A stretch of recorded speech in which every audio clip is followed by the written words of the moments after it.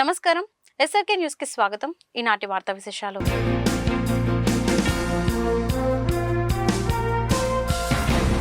గుంటూరు తూర్పు నియోజకవర్గ ప్రజలు దశాబ్దాలుగా ఎదుర్కొంటున్న మొండిగేటు డ్రైనేజీ సమస్యకు త్వరలో శాశ్వత పరిష్కారం దొరుకుతుందని ఎంపీ పెమ్మసాని చంద్రశేఖర్ అన్నారు. 6.23 కోట్ల రైల్వే శాఖ నిధులతో నందివెలుగు రోడ్డు మొండిగేటు డ్రైనేజీ అభివృద్ధి పనులకు ఎమ్మెల్యే నజీర్తో కలిసి శుక్రవారం పెమ్మసాని శంకుస్థాపన చేశారు. ఈ గేటు ద్వారా సగటున 30,000 లీటర్ల డ్రైనేజీ నీరు బయటకు వెళ్తుందని, వర్షాల సమయంలో మురుగునీరు పొంగి ఇళ్లలోకి వచ్చేదన్నారు. 30,000 లీటర్ల మురుగు పారుదలను 50,000 లీటర్ల పారుదలకు అనుగుణంగా ఆధునీకరిస్తున్నామని చెప్పారు. ఈ సందర్భంగా నజీర్ మాట్లాడుతూ, గత వైసీపీ పాలనలో ఎటువంటి అభివృద్ధి పనులు జరగలేదని, తమ ప్రభుత్వం అధికారంలోకి వచ్చిన తర్వాత అభివృద్ధి పనులు శరవేగంగా జరుగుతున్నాయని చెప్పారు. రైల్వే అదనపు డిఆర్ఎం రమేష్, బీజేపీ జిల్లా అధ్యక్షుడు తిరుపతిరావు, జనసేన జిల్లా అధ్యక్షుడు వెంకటేశ్వరరావు తదితరులు ఈ కార్యక్రమంలో పాల్గొన్నారు.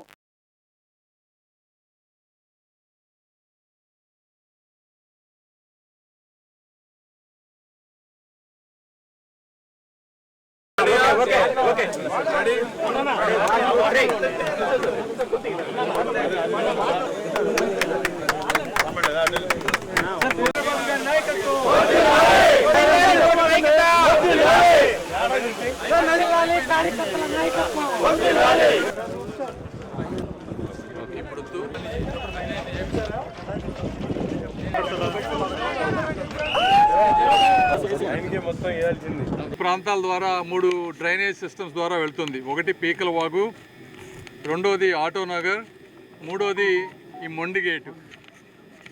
దీని పేరు మొండిగేట్ అని ఎందుకు వచ్చింది అంటే, ఇక్కడికి వచ్చేటువంటి డ్రైనేజ్ ఏమో అమౌంట్ ఎక్కువ, అంటే సాధారణ సమయంలో ఇబ్బంది లేదు, కానీ వర్షాలు బాగా పడ్డప్పుడు హెవీ ఫ్లో వస్తుంది. అయితే ఈ గేటు ద్వారా వెళ్ళేటువంటి సామర్థ్యం కేవలం ఒక సెకన్కి 30,000 లీటర్లు మాత్రమే ఉంది. అయితే వర్షాలు పడ్డప్పుడు దాదాపు 50,000 కుటుంబాలకి ఇళ్లలోకి నీళ్లు రావటం మేము లాస్ట్ టైం విపరీతమైనటువంటి వర్షాలు పడ్డప్పుడు మన పాత గుంటూరులో చూసాం. చిన్న వాళ్ళు, పేదలు, వాళ్ళ ఇళ్లలోకి నీళ్లు వచ్చి ఎటువంటి నరకయాతన అనుభవించారో ఆ రోజు ప్రత్యక్షంగా నజీర్ గారు, నజీర్ గారు అంటే ఎప్పటి నుంచో ఉన్నారు కాబట్టి వాళ్ళు ఇంతకుముందు చూస్తూ ఉన్నారు, నేను కూడా మొదటిసారిగా చూశాను. అందుకని దీనికి ఈ మొండిగేటుకు ఉన్నటువంటి 30,000 లీటర్లని పర్ సెకండ్కి వెళ్ళేదాన్ని 55,000 లీటర్లకి పెంచితే తప్పించి ఈ సమస్య సాధ్యం కాదు. ఇది ఒకటైతే దీనికి వచ్చేటువంటి డ్రైనేజీ కాలువల ఆధునీకరణ కూడా చేయాలి. అవి ఆధునీకరణ చేసుకుంటూ దీని అవుట్పుట్ పెంచితే ఈ గుంటూరులో కొంతవరకు ఒక ప్రాంతం, ఒక 30% జనాభాకి ఒక శాశ్వతమైనటువంటి పరిష్కారం వస్తుందని చెప్పి నజీర్ గారు నా దగ్గర తీసుకొచ్చినప్పుడు ఎస్టిమేట్ చేస్తే దాదాపు 7 నుంచి 8 కోట్ల రూపాయలు దీని ఎస్టిమేషన్ వచ్చింది.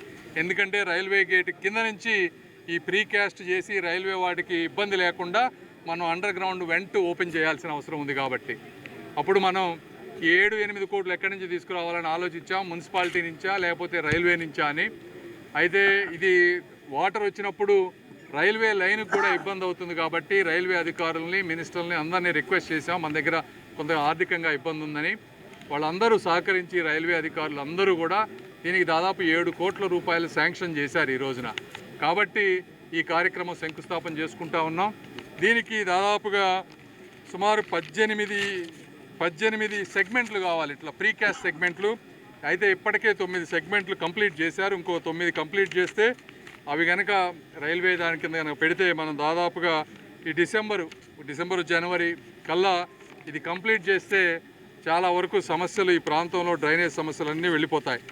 ఈరోజు పాత గుంటూరు ప్రాంత ప్రజల చిరకాల కోరికగా ఉన్నటువంటి మొండిగేటు.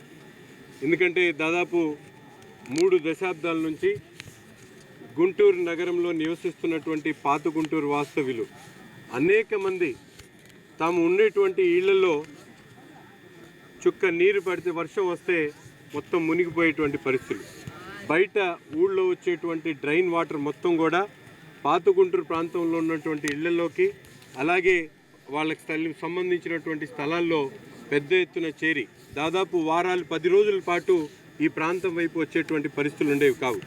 ఈరోజు ఈ మొండిగేటు కూటమి ప్రభుత్వం ఏర్పడిన తర్వాత దీని మీద యుద్ధ ప్రాతిపాదికన అవసరమైనటువంటి చర్యలు చేపట్టాలనేటువంటి ఆలోచనతో శాసనసభ్యుడిగా నేను ఈ విషయాన్ని కమిషనర్ గారు ఆనాడు ఉన్నటువంటి కమిషనర్ గారికి తీసుకుని వెళ్తే అప్పటికే దీని మీద ఎస్టిమేషన్ అయ్యి 2.5-3 కోట్ల రూపాయలు 3 కోట్ల వరకే మా పరిమితి ఉందనేటువంటి ఆలోచనతో ఆగిపోతే ఈ విషయాన్ని గౌరవ కేంద్ర మంత్రివర్యులు పెమ్మసాని చంద్రశేఖర్ గారికి దృష్టికి తీసుకొని వెళ్ళి ఇక్కడ ప్రాంత ప్రజల ఇబ్బందుల్ని కష్టాల్ని ఆయన దృష్టికి పెట్టిన తర్వాత దీని మీద వెంటనే గుంటూరు ముఖ్యంగా గుంటూరు పాత గుంటూరు ప్రాంత ప్రజలకు ఎటువంటి అవసరం వచ్చినా నేను పనిచేస్తాను అనేటువంటి ఆలోచనతో ముందుకొచ్చి రైల్వే అధికారులను ఒప్పించి దాదాపు 7 కోట్ల రూపాయలతో ఈ మొండిగేట్ వెంటనే నిర్మించేటువంటి కార్యక్రమం చేపట్టడం జరిగింది. అంతేకాకుండా ఈ పాత గుంటూరు ప్రాంతంలో 50,000 పైచులకు నివసించేటువంటి ప్రతి ఒక్కరికి కూడా అవసరం. ఈ ప్రాంతంలో గత 4 దశాబ్దాలుగా ఏ ఒక్కరు కూడా పూర్తిగా పట్టించుకునేటువంటి పరిస్థితులు ఉన్నాయి. ఈరోజు కూటమి ప్రభుత్వం ఏర్పడిన తర్వాత ఒక పక్కన ఈ ప్రాంతంలో ఎప్పటి నుంచో ఇబ్బందులు ఉన్నటువంటి కరెంటు ప్రాబ్లం, దాదాపు సబ్స్టేషన్ ఒకటి 2.5 కోట్ల రూపాయలతో సబ్స్టేషన్ నిర్మాణం దగ్గర నుండి, అలాగే నందివెలుగు ఓవర్ బ్రిడ్జ్ గత 5 దశాబ్దాలుగా 5 సంవత్సరాలుగా ఒక తట్టమట్టి కూడా వేయకుండా వైసీపీ ప్రభుత్వంలో పూర్తిగా నిర్లక్ష్యం చేసినటువంటి నందివెలుగు ఓవర్ బ్రిడ్జ్ని ఈరోజు కేంద్ర మంత్రి గారి సహకారంతో ఆయన చొరవతో ఈరోజు ఆ బ్రిడ్జ్ను కూడా దాదాపు 90% పూర్తి చేసుకోవడం జరిగింది. ఏదైతే ఉందో అది 1.3 by 1.2 మీటర్స్, చాలా చిన్న సైజు ఉన్నది. ఇక్కడ వర్షం పడింది అంటే మొత్తం ఇదంతా కూడా వాటర్ లాగ్డ్ ఏరియా అయిపోతుంది, మొత్తం నీళ్ళంతా నిలబడిపోతాయి.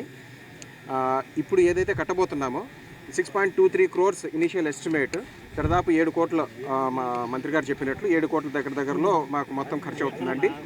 ఇది 2 వెంట్లు ప్రొవైడ్ చేస్తున్నాము. 5.5 మీటర్ బై 2.5 మీటర్ దీని సైజు, ఒక్కొక్క వెంట్ సైజు.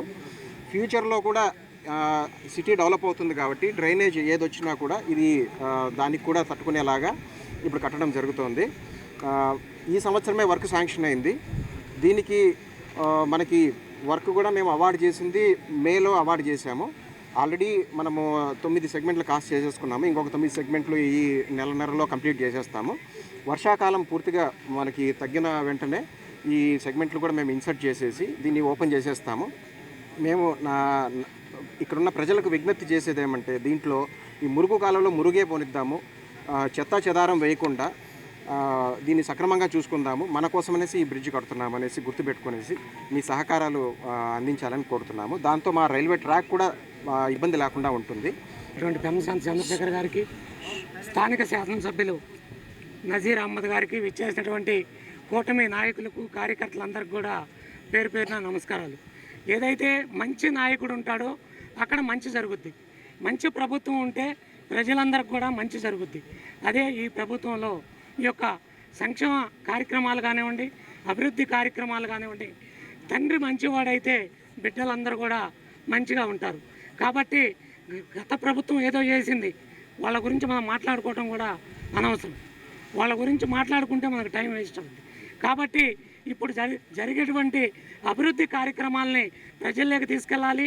ప్రజలకు తెలియజేసే విధంగా కూటమి నాయకత్వం అంతా కూడా పనిచేస్తే రాబోయే స్థానిక సంస్థల ఎన్నికల్లో ప్రజలందరూ కూడా మనకు మంచి అవకాశాలు ఇస్తారని చెప్పి ఈ సభాముఖంగా తెలియజేస్తారు.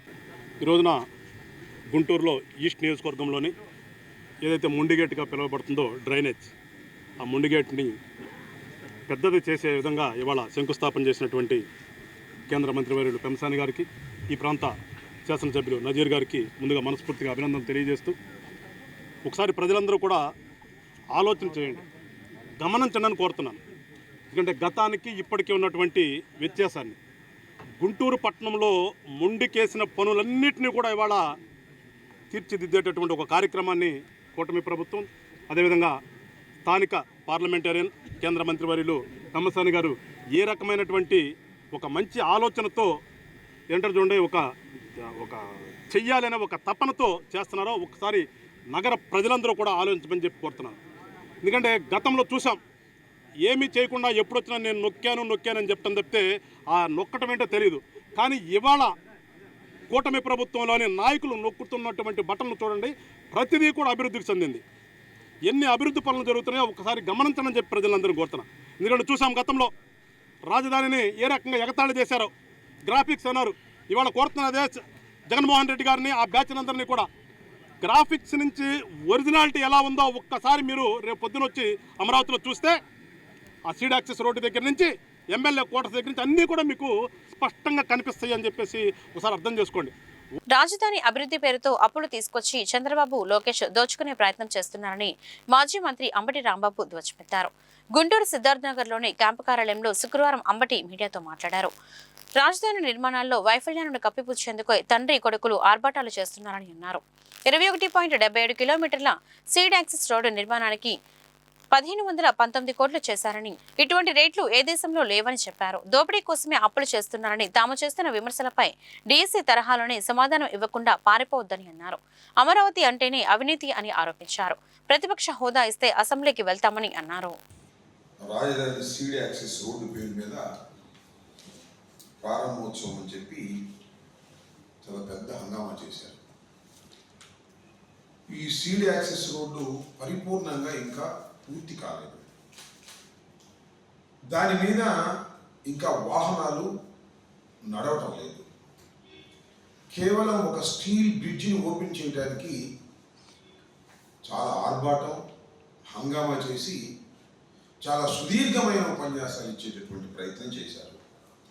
అమరావతి గురించి వారు ఎప్పుడు చెబుతున్నట్టుగానే అమరావతి ఒక అద్భుతమైన నగరం అని, అమరావతి కని విని ఎరుగనటువంటి ఒక ప్రదేశం అని చెప్పేదానికి చాలా ప్రయత్నం చేశారు.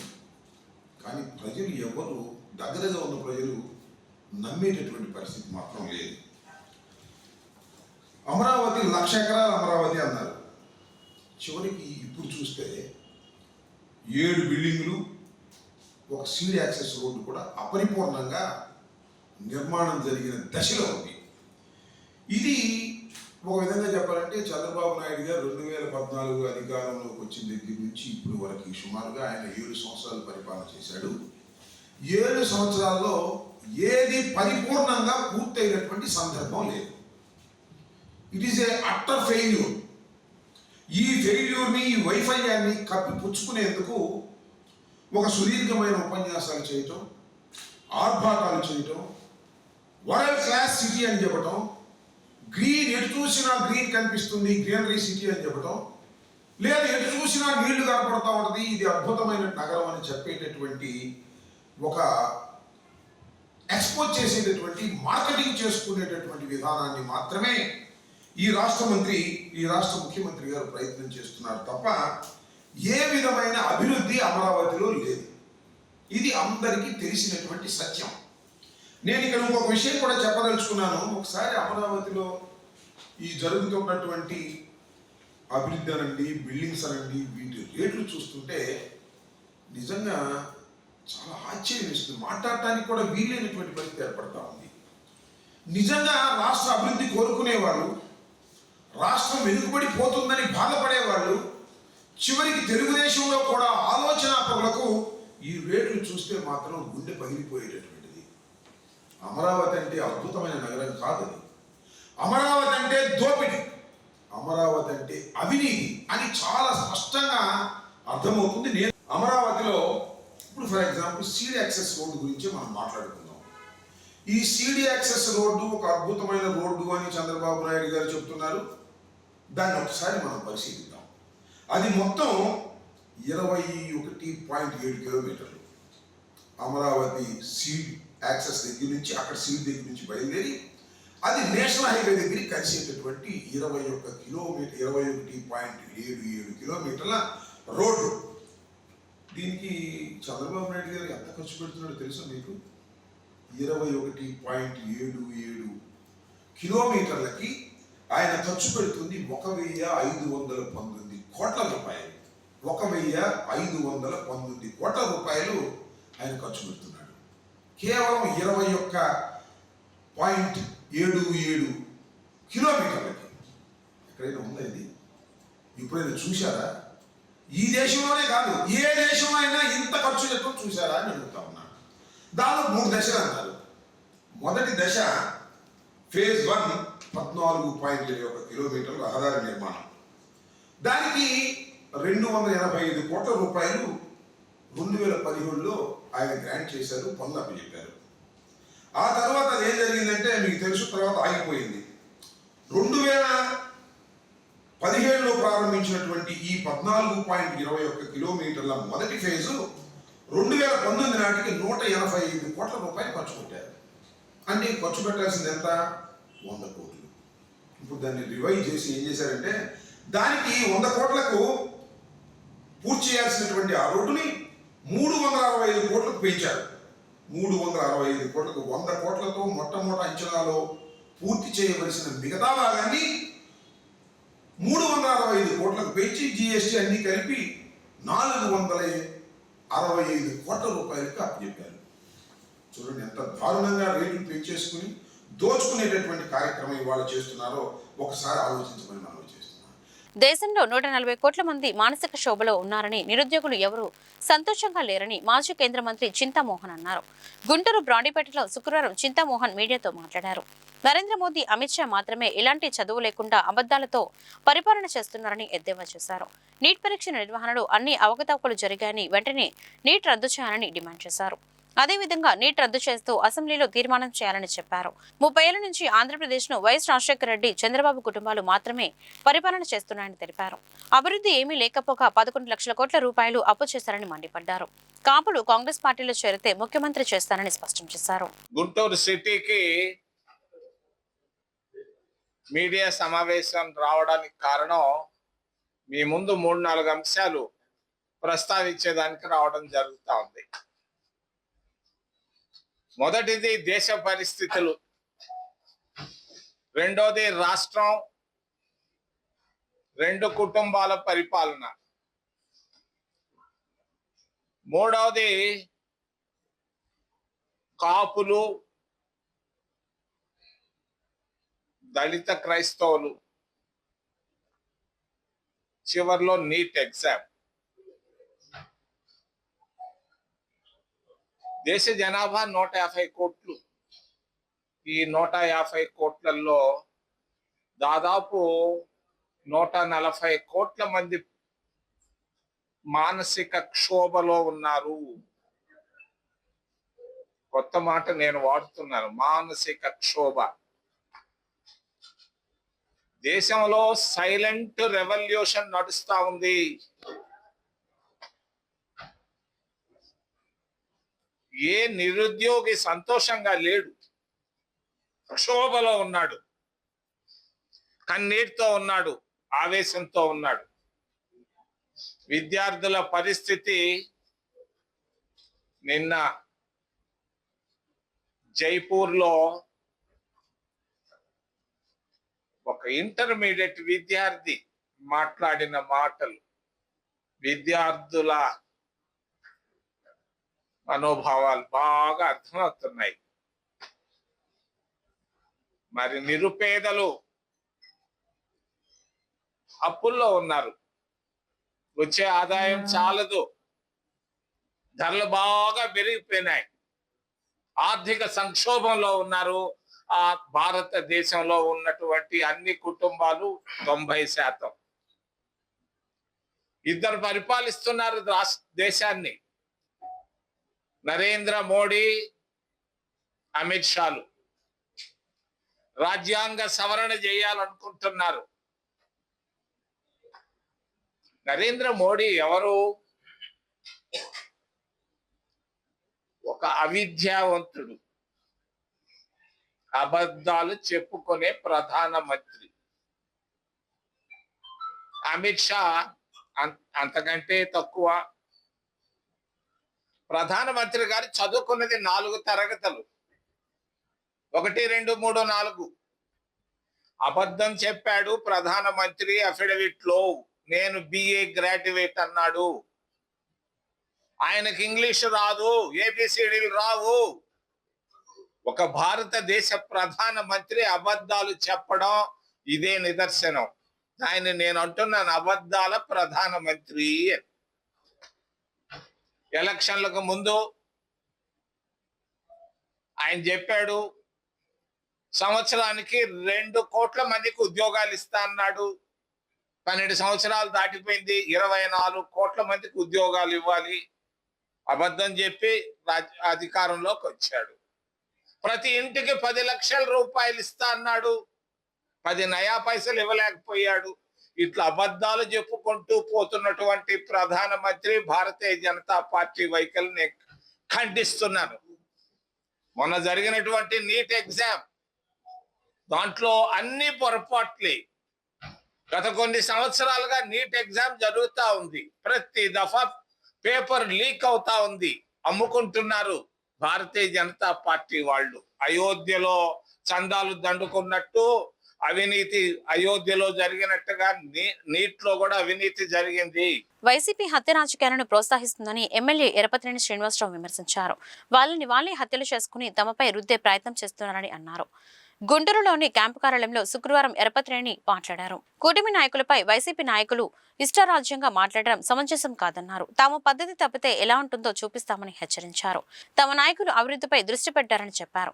వైసీపీ నాయకులు అభివృద్ధిపై దుష్ప్రచారం చేయడమే పనిగా పెట్టుకున్నారని ఫైర్ అయ్యారు. వైసీపీ అధికారంలోకి రాదు, 100కి 200% ఎరపతినేని శ్రీనివాసరావు గురజాల ఎమ్మెల్యే చెప్పాడు. ఇది మీరు రికార్డ్ చేసి పెట్టండి. ఎందుకు రాదో నేను చెప్తాను, మరలా ఇంకో ప్రెస్ మీట్లో కూడా చెప్తాను. దానికి చాలా లెక్కలు ఉన్నాయి, చాలా పద్ధతి ఉంది. ఏ మనిషికైనా ప్రకృతి అనేది ఒకటి ఉండదు, దాంతో పెట్టుకుంటే ఎవరు కూడా మనం కూడా సాధించలేరు. అది గుర్తుపెట్టుకోవాలి వైసీపీ పార్టీ కానీ జగన్మోహన్ రెడ్డి గారు. డిఎస్సీ మీద వాళ్ళు 5 లక్షల మంది అభ్యర్థులు పరీక్షలు రాశారు, 16,000 మందికి ఉద్యోగాలు. ఈ 4,90,000 మంది స్టూడెంట్స్ అభ్యర్థులు ఏదో విధంగా మెస్ప్రెజెంట్ చేసే విధంగా చేయాలనే తపనే వాళ్ళది. తాపత్రయపడుతున్నారు. ఇప్పుడు మీరు ఆ స్థాయిలో ప్రభుత్వం కానీ తెలుగుదేశం పార్టీ కూటమి కానీ ఆ స్థాయిలో దానికి రిటాలియేషన్ ఏమి బ్రహ్మాండంగా ఇచ్చింది. అధికారులందరూ బాగా, ఎడ్యుకేషన్ ఆఫీసర్స్ అందరూ బాగా చెప్పారు, ప్రెస్ మీట్లో చెప్పారు, పార్టీ చెప్పింది, సీఎం గారు చెప్పారు, లోకేష్ గారు చెప్పారు, రేపు అసెంబ్లీలో చెప్తాం. అంటే ఎంత చెప్పినా మీరు విషం చెప్పే కార్యక్రమం చేస్తున్నారనేది మేము చెప్పేది. చెప్పలేక కాదు, చెప్పడం మా చేతగా కాదు, చాలా బాగా చెప్పాం. అధికారులు బ్రహ్మాండంగా వివరణ ఇచ్చారు. మరలా డిఎస్సి పెడుతున్నాం. మన రానోళ్ళు ఉంటే మళ్ళీ ప్రిపేర్ అయ్యి మళ్ళీ వాళ్ళు దాంట్లో సెలెక్ట్ అయ్యి వస్తారు. ఇప్పుడు నేను ఏమంటా అంటే శర్మ గారు, దీంట్లో మేము ఇది చెప్పాం, ఇంతమంది రాశారు, ఇంతమందికి వచ్చినాయి. మీరు నేను మెరిట్లో వచ్చాను, నాకు ఉద్యోగం రాలా, ఒక్క స్టూడెంట్ అన్నా నువ్వు ప్రూవ్ చేయగలిగారా? వచ్చి చెప్పారా నేను మెరిట్లో వచ్చాను, నాకు ఉద్యోగం రాలేదు, ఇదిగో నా మార్కులు ఇన్ని వచ్చినాయి, నా ర్యాంక్ ఎంత వచ్చింది, నాకు ఎందుకు జాబ్ రాలేదని ఒక స్టూడెంట్ అడిగాడు రాష్ట్రంలో. వైసీపీ వాడు యాగి చేస్తున్నాడు కానీ వాళ్ళు అడగట్లే, ఎందుకంటే దాంట్లో ఏం లేదు కాబట్టి. అంటే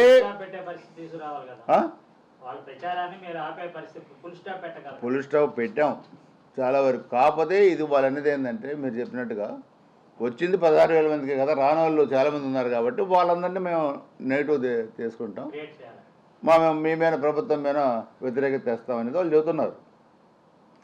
అంటే ఇప్పుడు 5 లక్షల మంది రాస్తే 5 లక్షల మందికి ఉద్యోగాలు రావు కదా.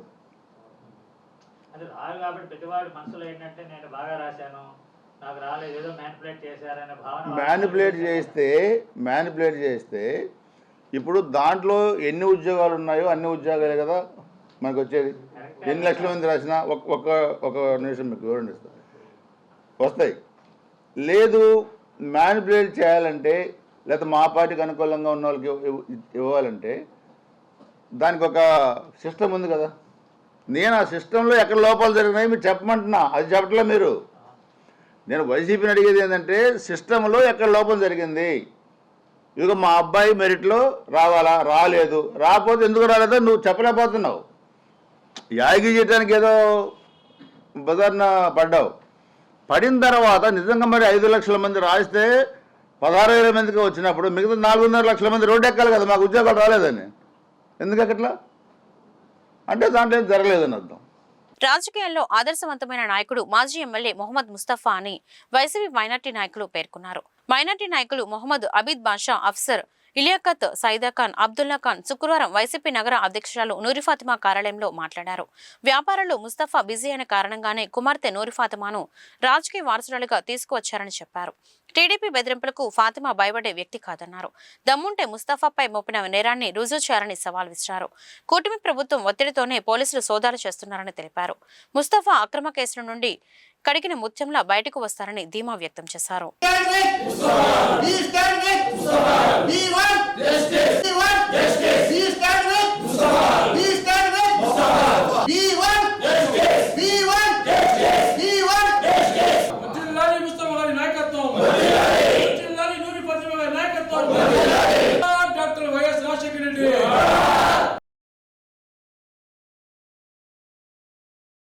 ఈరోజు ఈ కార్యక్రమాన్ని మీడియా మిత్రుల ద్వారా ప్రజల ముందుకు తీసుకురావడానికి గుంటూరుకు సంబంధించిన మైనార్టీ వైఎస్ఆర్సీపీ నాయకులు, అంటే మైనార్టీ నాయకులు అంటే చాలామంది ముస్తఫా గారి కోసం సపోర్ట్గా రావడానికి చాలామంది ఉన్నారు. కానీ వైఎస్ఆర్సీపీకి సంబంధించిన వాళ్ళు మనం ప్రజలకు అన్నీ వివరిద్దామని చెప్పేసి ఈరోజు మీడియా ద్వారా మీ ముందుకు రావడం జరుగుతుంది. ముఖ్యంగా ముస్తఫా గారు 2014లో వైఎస్ఆర్ కాంగ్రెస్ పార్టీ అభ్యర్థిగా నుంచున్నప్పటి నుంచి గుంటూరు ప్రజలు ముస్తఫా గారిని గుండెల్లో పెట్టుకున్నారు. 2 సార్లు, ఒకసారి 3500. ఆ రోజు కూడా టీడీపీ ప్రభజనంలో కూడా ముస్తఫా గారు గెలిచారు, దాన్ని మర్చిపోవద్దు. ఆ రోజు కూడా గెలిచారు. దాని తర్వాత 2019లో ముస్తఫా గారు 23,000 మెజార్టీతో, మంచి మెజార్టీతో గెలిచి ప్రజలు మనల్ని ఇంకోసారి చూడగన్నారు. అలాగే ఆయన గెలిచిన కాలం నుంచి అధికారంలో ఉన్నా అధికారంలో లేకపోయినా ఎటువంటి అవాంఛనీయ సంఘటనలు కానీ, ఎటువంటి రౌడీజాన్ని కానీ, ఎటువంటి సంఘ విద్రోహాన్ని కానీ పెంచి పోషించిన ఇది ముస్తఫా గారికి లేదు. ఎందుకంటే ముస్తఫా గారు ఒక ఆదర్శమైన కుటుంబం నుంచి వచ్చిన వ్యక్తి. ఆయనకు వ్యాపారాలు ఉన్నాయి. ఆయనకు ఇప్పుడు ఎవరెవరో మాట్లాడుతున్న వాళ్ళలాగా ఏదో పొలిటికల్ మీద బతికేయాలనే ఇది లేదు ఆయనకి. ముఖ్యంగా ముస్తఫా గారికి వ్యాపారాలు ఉన్నాయి. ఈ వ్యాపారాలు చూసుకోవాలి, నేను ఆ వ్యాపారం పాడైపోతుందని చెప్పేసి ఆయన కూతురు నూరి ఫాతిమా కానీ డైనమిక్ లీడర్గా తయారు చేసి మా ముందుకు తీసుకురావడం జరిగింది. దురదృష్టవశాత్తు ప్రజల ద్వారానో లేకపోతే ఈవీఎంల ద్వారానో మీరు ఈరోజు గద్దెనెక్కి ముస్తఫా గారి కుటుంబం మీద మీరు చేస్తున్న దుష్ప్రచారం, అలాగే ఆయన కుటుంబం మీద ఎందుకు చేస్తున్నారంటే నూరి ఫాతిమా గారు ఈరోజు కూటమి ప్రభుత్వాన్ని, ఇక్కడున్న నాయకుల్ని, రాష్ట్ర నాయకుల్ని, ఇక్కడున్న లోకల్ నాయకుల్ని కూడా చెండ శాసిస్తున్నారనమాట. అలాంటి టైంలో ముస్తఫా గారిని ఏదో నేరం మీద ఇరికిచ్చేస్తే నూరి ఫాతిమా గారు ఏదో ఆగుతారనుకుంటున్నారేమో. ఆమె శివంగి లాంటి వ్యక్తి. ముస్తఫా గారు అయితే దేవుడు చూసుకుంటాడు, అల్లా చూసుకుంటాడు అనే వ్యక్తిత్వం గల మనిషి. నూరి ఫాతిమా గారు మాత్రం ఎక్కడ ఆగేది లేదు, తగ్గేది లేదు. మేమంతా ఆమెకు తోడుగా ఉంటాం. ఈరోజు ఈ యొక్క కూటమి ప్రభుత్వం చేస్తున్న అరాచకాలు, అభియోగాలు ప్రజలంతా చూస్తూనే ఉన్నారు. ఒక బాధితుడినే నిందితుడిగా మార్చిన వైన్యం ఈ యొక్క కూటమి ప్రభుత్వంలో ఉన్నది. ముఖ్యంగా మేము ఒకటే చెప్పదలుచుకున్నాం. మాజీ శాసనసభ్యులు మొహమ్మద్ ముస్తఫా గారి మీద చేసిన అభియోగాలు ఏమైనా ఉంటే సాక్ష్యపూర్వకంగా తీసుకుని వచ్చి చూపించండి. ఎందుకంటే ఈరోజు మీరు పెట్టిన కేసుల్లో LW1 నుంచి LW17 అని చెప్పి తీసుకుని వచ్చి తప్పుడు సాక్ష్యాలని తీసుకుని వచ్చి మీరు ప్రజల ముందుకి తీసుకుని వస్తే ప్రజలు నమ్మరు. నమ్మడానికి ఎవరు సిద్ధంగా లేరు. ఈ యొక్క పోలీస్ వ్యవస్థని, అధికారుల్ని అండగా పెట్టుకొని కూటమి ప్రభుత్వం చేస్తున్న అరాచకాలు ప్రజలు చూస్తూనే ఉన్నారు, ప్రజలు గమనిస్తూనే ఉన్నారు. అరే, ఒక మైనారిటీ నాయకుడిని తీసుకుని వెళ్ళి ఇవాళ రిమాండ్ పెట్టారంటే ఎంత దౌర్భాగ్యం అండి. ఒక 36 లక్షల రూపాయలు అమౌంట్ ఇచ్చి పొగాకు వ్యాపారం గురించి లావాదేవీలు చేసుకున్న తర్వాత ఆ యొక్క పొగాకుని మాకు సరఫరా చేయండి అని చెప్పి అడిగి అధికారుల దగ్గరికి వెళ్తే ఒక విక్టిమ్ అయిన ముస్తఫా గారిని నిర్దోషి అయిన ముస్తఫా గారిని దోషిగా చూపిస్తారా? ఇది ఎంతవరకు సబబు? అంటే అధికారం మీ చేతిలో ఉందని చెప్పి ఏదైనా చెప్పవచ్చా? అధికారం మీ చేతిలో ఉందని చెప్పి ఎలాగైనా నడిపించవచ్చా? దేవుడు అంతా చూస్తూనే ఉన్నాడు, ప్రజలు చూస్తూనే ఉన్నారు. ప్రజలు ఏమో మామూలు వాళ్ళు కాదు, ప్రజలు అన్నీ గమనిస్తూనే ఉన్నారు. ఈ యొక్క కూటమి ప్రభుత్వంలో ఎంతమంది వైఎస్ఆర్ కాంగ్రెస్ పార్టీ నాయకుల మీద అక్రమ కేసులు బనాయించి మీరు ప్రతి ఒక్క కేసుని ఎక్కడ మీరు న్యాయస్థానంలో రుజువు చేయగలరు? అంటే ఒక కేసు పెట్టగానే అది న్యాయస్థానంలో రుజువు అవ్వాలా? రుజువు అవ్వకుండానే నిందితులుగా మీరు ఎలా భావిస్తున్నారు? 2013లో ముస్తఫా గారు, అప్పటికి జగన్మోహన్ రెడ్డి గారు పార్టీకి సంబంధించిన టికెట్ ఇవ్వకపోయినా కూడా గుంటూరు నగరంలో సంక్షేమానికి పెద్దపీట వేసిన వ్యక్తి ఎవరైనా ఉన్నారంటే అది మొహమ్మద్ ముస్తఫా గారు మాత్రమే. అప్పుడు ఆయన చాలామంది వెళ్ళి ఆయన్ని కలిశారు. ఒకే ఒక మాట అన్నారు, నాకు ఈ పార్టీ టికెట్ ఇచ్చినా ఇవ్వకపోయినా ఈ మంచి పని అనేది నేను ఎప్పుడు చేస్తాను, మరణించే వరకు చేసే తత్వం నాది అని చెప్పిన ఏకైక వ్యక్తి ఎవరు ఉన్నారంటే ముస్తఫా గారు. పార్టీకి సంబంధించి జగన్మోహన్ రెడ్డి గారు టికెట్ ఇచ్చిన తర్వాత 10 సంవత్సరాలు ఎమ్మెల్యేగా ఈ గుంటూరు టౌన్లో ఉన్నారు. ఎక్కడ కూడా ఒక అవినీతికి పాల్పడిన వ్యక్తి ఎవరైనా ఉన్నారంటే, మచ్చలేని వ్యక్తి ఎవరైనా ఉన్నారంటే అది మొహమ్మద్ ముస్తఫా గారు మాత్రమే. ముందు తెలుసుకోవాలి.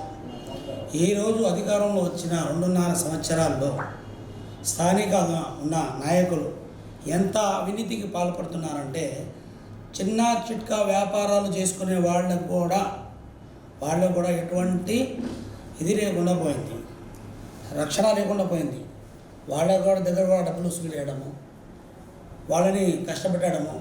అదే వైఎస్ఆర్ కాంగ్రెస్ పార్టీ వాళ్ళైతే వాళ్ళని నిర్మూలించడానికి ప్రయత్నాలు చేస్తున్నారు. అంటే ఇప్పుడు రాష్ట్రంలో ఎలా జరుగుతుందంటే విభజించు పాలన జరుగుతుంది. విభజిస్తున్నారు, divide and policy. British government వెళ్ళిపోయి స్వతంత్రం వచ్చి ఇన్ని సంవత్సరాలు అయినా కూడా, ఇలా ఆగస్టు 14 స్వతంత్రం వచ్చి ఇన్ని సంవత్సరాలు అయినా కూడా భారతదేశంలో నివసించే మానవులకే సరైన స్వతంత్రం రాలేదు. ఎందుకు రాలేదంటే ఇలాంటి ప్రూఫ్ లేకుండా కేసులు పెట్టి మన వాళ్ళని ఇరికించడము, ఇది బ్రిటిష్ వాళ్ళ సామ్రాజ్యం. అది మేము ఒకటే కోరుకుంటున్నాం. ఇంతమంది మైనార్టీ నాయకులు కూర్చున్నారు. మన ఒక నాయకులు అంటున్నారు ఆయన కార్పొరేటర్ కాదు, ఏం కాదు, నెల్లూరులో స్పందించారు, గుంటూరులో స్పందించలేదు అని. ఆయన గురించి స్పందించే అవసరం లేదు. చిన్న పిల్లోడు కూడా అడిగినా చెప్తారు. రోడ్డు మీద వెళ్తూ చిన్నపిల్లలు కనిపించినా కూడా కూర్చొని మాట్లాడే తత్వం ఉన్న నిజాయితీ మనిషి ఎవరన్నా అంటే ముస్తఫా ఒకటే. దానిని వాళ్ళు ముందు తెలుసుకోవాలి. ఇంతమంది మైనార్టీ నాయకులు ఇలా కూర్చోవడానికి కారణం ఏంటంటే ఆయన మచ్చ లేకుండా బయటికి వస్తాడు అనే ఒక ధైర్యం మా అందరిలో ఉంది. అసలు ఆంధ్ర రాష్ట్రంలో ప్రజాస్వామ్యం ఉందా అని మాకు అనుమానం ఉంది. ఇప్పుడు రెడ్ బుక్ రాజ్యాంగం నడుస్తుంది.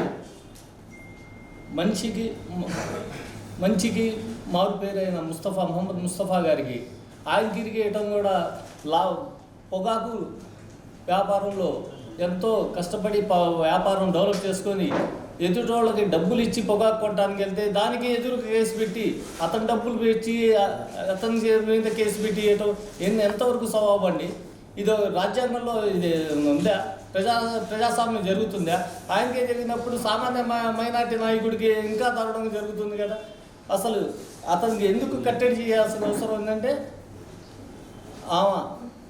ఆయన కుమార్తె శ్రీమతి నూరి ఫాతిమా గారు ఎంతో కష్టపడి మైనార్టీలకి వైఎస్ఆర్ పార్టీకి ఎంతో డెవలప్ చేసి ప్రతి విషయంలో ఆమె యాక్టివ్గా ఉండటం వల్ల ఆమెకి కట్టడి చేయాలంటే ఇతనికి లోపలిస్తే బాగుంటుందని అదొక విషయంతో అలా కట్టడి చేస్తాము. ఆ అమ్మాయి తగ్గే అమ్మాయి కాదు, ప్రతి విషయానికి యాక్టివ్ అవుతుంది, ఇంకా యాక్టివ్ అవుతుంది, మా వైఎస్ఆర్ పార్టీకి ఇంకా డెవలప్ చేస్తుంది. ముస్తఫా గారు అంటే ఏంటండి, మంచినీటి దాత. గుంటూరుకి గవర్నమెంట్ హాస్పిటల్లో పాపం పల్లెటూరు నుంచి వచ్చి మంచినీళ్ళు కొనడానికి డబ్బులు లేకపోతే అక్కడ ట్యాంకులు పెట్టి స్వచ్ఛందంగా మినరల్ వాటర్ సప్లై చేసిన వ్యక్తి. అలాంటి వ్యక్తి మీద అవాకు చవాకులు పెడుతున్నారు. ఈరోజు దేనికి పనికిరాని వ్యక్తులు ఈరోజు కూర్చొని ప్రెస్ ముందు ఏదో వీడియోలు చేయటం ఎంతవరకు సవాబు?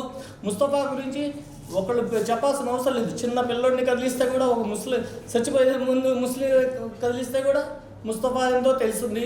ఈ గుంటూరు తూర్పు నియోజకవర్గంలో ఆయన ఎన్ని సేవలు చేశాడో ప్రతి ఒక్కరికి తెలుసు.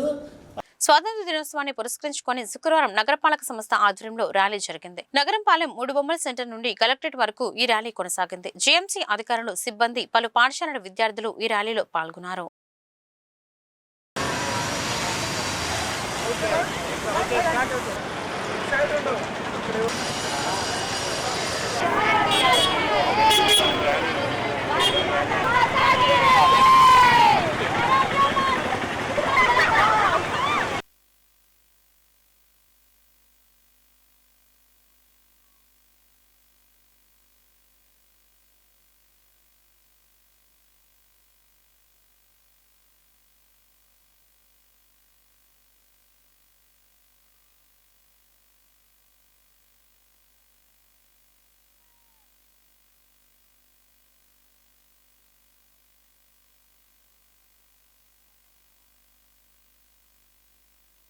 మహత్తర పోరాటాల ఫలితంగానే మన దేశానికి స్వతంత్రం వచ్చిందని మాజీ ఎమ్మెల్సీ కెఎస్ లక్ష్మణరావు గుర్తు చేశారు. రామన్నపేటలో జనచైతన్య వేదిక కార్యాలయంలో 80 ఏళ్ల స్వతంత్రంపై శుక్రవారం చర్చాగోష్ఠి జరిగింది. ఈ సందర్భంగా లక్ష్మణరావు మాట్లాడుతూ 1857లో ప్రథమ భారత స్వతంత్రం సంగ్రామం నుంచి 100 ఏళ్ల పాటు పోరాటం జరిగిందని గుర్తు చేశారు. మాజీ మంత్రి డొక్కా మాణిక్యవరప్రసాద్, సుబ్రహ్మణ్యం, లక్ష్మణ్ రెడ్డి, ఆలా వెంకటేశ్వర్లు తదితరులు ఈ సమావేశంలో పాల్గొన్నారు.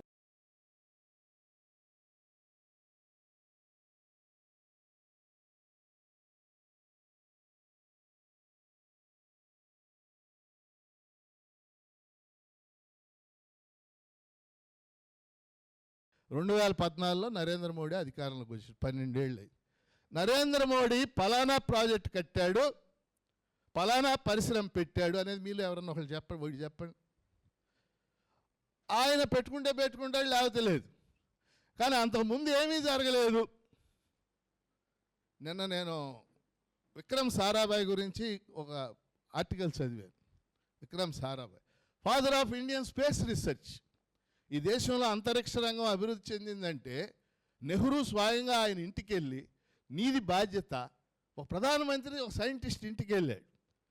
ఆయన త్రివేంద్రంలో స్పేస్ సెంటర్, అహ్మదాబాద్లో స్పేస్ సెంటర్, బెంగళూరులో ఇస్రో, ఇక్కడ శ్రీహరికోటలో ర్యాకెట్లు ప్రయోగించే కేంద్రం ఆయన ఉండగానే స్థాపించారు.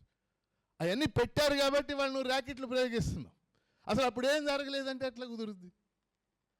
ఆ రోజున స్టీల్ ప్లాంట్స్ బొకారో, బెలాయ్, రూర్కెలా, దుర్గాపూర్ ఇవన్నీ అప్పుడు పెట్టిన స్టీల్ ప్లాంట్స్. ఐఐటీలు అప్పుడు పెట్టారు, ఐఐఎంలు అప్పుడు పెట్టారు.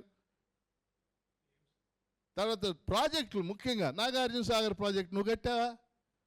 బాక్రానంగల్ ప్రాజెక్ట్ నువ్వు కట్టావా? పరక్కా ప్రాజెక్ట్ నువ్వు కట్టావా? మహానది మీద ఒడిశాలో హీరాకుడ్ ప్రాజెక్ట్ అన్నాడు, నువ్వు కట్టావా? నువ్వు కట్టలేదు కదా. అంటే అది సామ్రాజ్యవాదం వల్ల భారతదేశం భయంకరమైన దోపిడీకి గురై స్వాతంత్రం వచ్చే నాటికి చాలా వెనుకబడి ఉంది.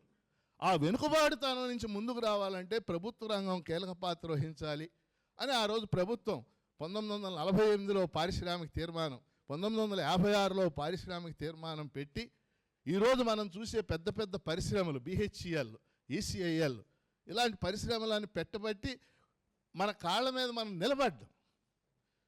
వాటిని గౌరవిస్తూ నేను కూడా కొని పెడుతున్నానంటే చెప్తే అర్థం ఉంది. అసలు అప్పుడు ఏం జరగల, అదే ఇప్పుడు చెప్పాల్సిన విషయం. దాన్ని మనం ఆమోదిస్తున్నాం. ఏం చేసావు నువ్వు? నోట్లు రద్దు చేసావు. దానివల్ల ఏం జరిగింది? నువ్వు నల్లధనాన్ని బయట పెట్టావా? నువ్వేమైనా అవినీతి పరులను బయట పెట్టావా? పలానా ఉగ్రవాది దగ్గర నోట్లు ఉన్నాయి అనేది నువ్వు బయట పెట్టావా? నోట్ల రద్దు వల్ల కొన్ని వందల స్మాల్ స్కేల్ ఇండస్ట్రీస్ మూతపడింది, మనందరికి కూడా తెలుసు. ఈ వార్తలు ఇంతటితో సమాప్తం. మరొక బులెటిన్లో మళ్ళీ కలుద్దాం. నమస్కారం.